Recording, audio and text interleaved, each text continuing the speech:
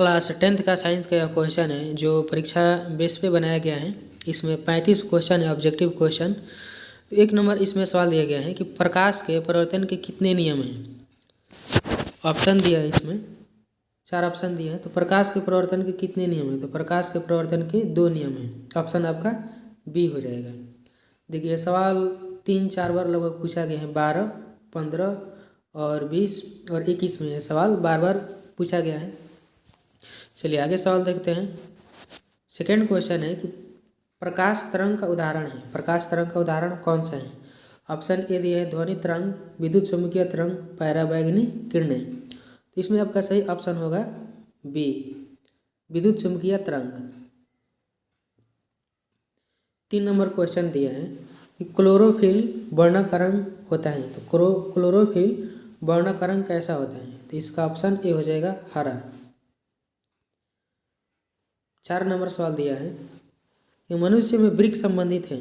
मनुष्य में वृक्क संबंधित है किससे? पोषण से, श्वसन से, उत्सर्जन से या परिवहन से। तो मनुष्य में वृक्क जो संबंधित है वह उत्सर्जन से होते हैं। ऑप्शन सी हो जाएगा। चलिए 5 नंबर सवाल देखते हैं। संगमरमर का रासायनिक सूत्र क्या है? तो संगमरमर का रासायनिक सूत्र होता है CaCO3। ऑप्शन ए हो जाएगा आपका, 5 के ऑप्शन ए। 6 नंबर क्वेश्चन दिया है कि रासायनिक अभिक्रिया में भाग लेने वाले पदार्थ को क्या कहते हैं? तो रासायनिक अभिक्रिया में भाग लेने वाले पदार्थ को अभिकारक कहते हैं। Option A. 7 नंबर क्वेश्चन दिया है कि निम्नलिखित में कौन सा पादप हार्मोन है? इसमें 4 ऑप्शन दिया है इंसुलिन, थायरोक्सिन, एस्ट्रोजन और साइटोकाइनिन। तो जो पादप हार्मोन है वो साइटोकाइनिन को कहा जाता है। ऑप्शन डी होगा आपका। 8 नंबर सवाल दिया है कि आयोडीन की कमी से कौन सा रोग होता है? घेघा, मधुमेह, स्कर्वी या एड्स। तो आयोडीन की कमी से घेघा रोग होते हैं। ऑप्शन ए हो जाएगा इसका।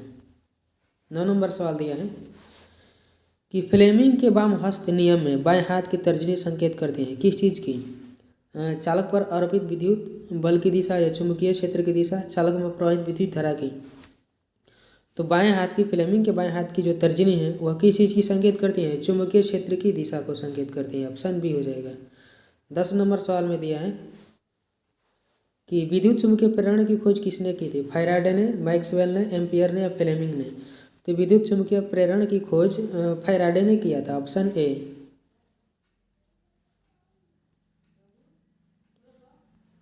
11 नंबर सवाल देखते हैं। निम्नांकित में कौन लवण है? HCl है, NaOH है, K2SO4 है या NH4OH है। तो हमारा सही ऑप्शन हो जाएगा सी, K2SO4।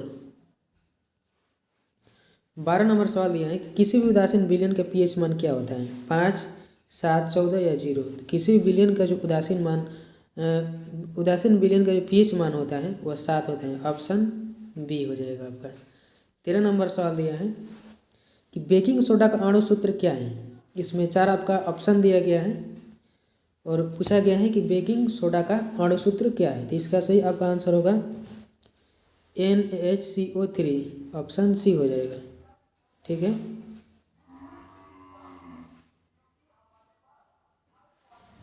14 नंबर आपका क्वेश्चन दिया है कि शुद्ध जल का pH मान होता है। तो शुद्ध जल का pH मान क्या होता है? 7 होता है। ऑप्शन बी हो जाएगा। 15 नंबर क्वेश्चन दिया है कि मानव मादा के जनन तंत्र का भाग नहीं है। कौन सा ऐसा है जो मानव मादा के जनन तंत्र का भाग नहीं है? अंडाशय, गर्भाशय, शकवाहिका या डिंबवाहिनी। तो आपका सही आंसर हो जाएगा ऑप्शन सी, शकवाहिका। ठीक है। 16 नंबर क्वेश्चन दिया है कि मानव मादा में अंडाणु निषेचन होता है। तो फैलोपियन नलिका में होते हैं। ऑप्शन डी हो जाएगा। 17 नंबर क्वेश्चन दिया है कि लघु पतन के समय परिपथ में विद्युत धारा का मान क्या होता है? बहुत कम हो जाता है, परिवर्तित नहीं होता या बहुत अधिक बढ़ जाता है या निरंतर परिवर्तित रहता है, यानी निरंतर बदलता रहता है। तो इसका सही ऑप्शन होगा बहुत अधिक बढ़ जाता है। लघु पतन के समय परिपथ में विद्युत धारा का मान बहुत अधिक बढ़ जाता है। ऑप्शन सी होगा। ठीक है। 18 नंबर क्वेश्चन दिया है कि विद्युत वाहक बल का मात्रक है। इसमें 4 ऑप्शन दिया गया है एम्पियर, कूलॉम, वोल्ट और वाट। विद्युत वाहक बल का सही मात्रक क्या होता है? Option C, volt. 19 नंबर क्वेश्चन दिया है कि मानव मादा के जनन तंत्र का भाग नहीं है। यह क्वेश्चन रिपीट है 2 बार। शक वाहिका इसका आंसर होगा ऑप्शन सी। 20 नंबर क्वेश्चन दिया है, निम्नलिखित में से कौन पुनरुत्थ भवन का उदाहरण है। इसमें 4 ऑप्शन दिया है, हाइड्रा, अमीबा, स्पाइरो गाइरा और डी दिया है इनमें से कोई नहीं। तो निम्नलिखित में जो पुनरुत्थ भवन का जो उदाहरण है वो हाइड्रा होगा, ऑप्शन ए। 21 नंबर क्वेश्चन है कि शुद्ध सोना को व्यक्त किया जाता है किस चीज़ में, 22 कैरेट में, 24, 20 या 12 कैरेट में। जो शुद्ध सोना होता है वह 24 कैरेट का होता है, ऑप्शन बी।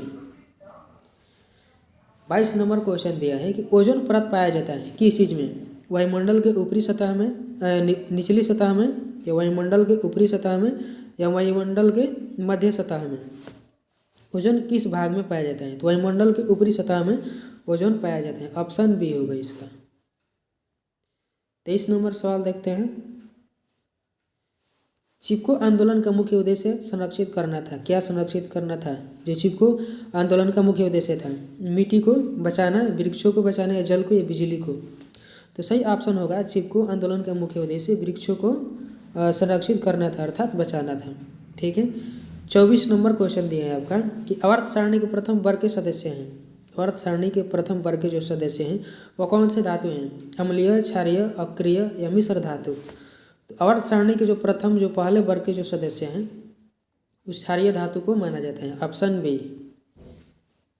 25 नंबर सवाल है कि आधुनिक आवर्त सारणी में वर्गों की संख्या होती है। तो आधुनिक आवर्त सारणी में वर्गों की संख्या 18 होती है, ऑप्शन बी। 26 नंबर क्वेश्चन दिया है आपका कि ओजोन के एक अणु में ऑक्सीजन के परमाणु की संख्या कितनी होती है। इसमें 4 ऑप्शन दिया गया है, तो सही आपका ऑप्शन होगा ऑप्शन सी। 27 नंबर क्वेश्चन दिया है कि कौन अर्धचालक नहीं है, सिलिकॉन, जर्मेनियम, पारा या सभी, इनमें से सभी।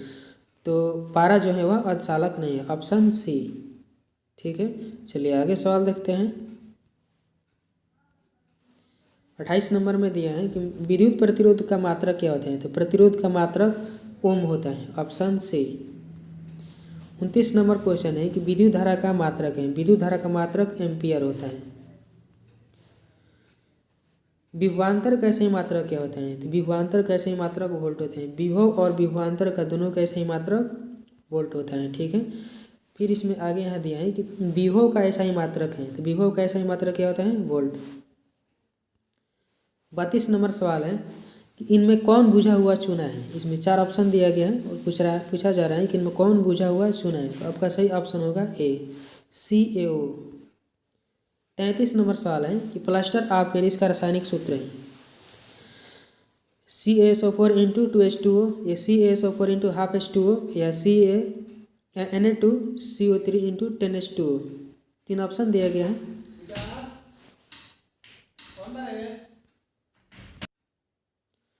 33 नंबर का जो सही ऑप्शन होगा प्लास्टर ऑफ पेरिस का रासायनिक सूत्र वो होगा CaSO4 × ½ H2O।